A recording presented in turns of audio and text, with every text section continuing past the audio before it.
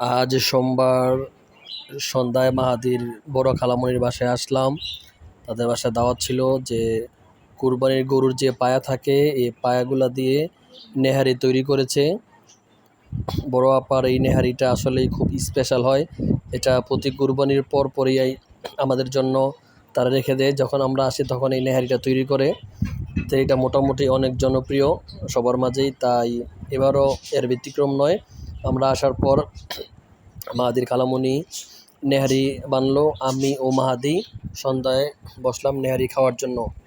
আসলে এই গরুর পায়া নেহারি খেলে মানুষের পায়া এবং অন্যান্য জিনিসের যে ব্যথা থাকে সেগুলো ভালো হয়ে যায়। এই যে এটা হচ্ছে চিতল পিঠা সাথে, আর এটা হচ্ছে যে নেহারি, তারপরে হচ্ছে চালের গুঁড়া দিয়ে রুটি, এটাও খাইতে খুবই ভালো লাগে।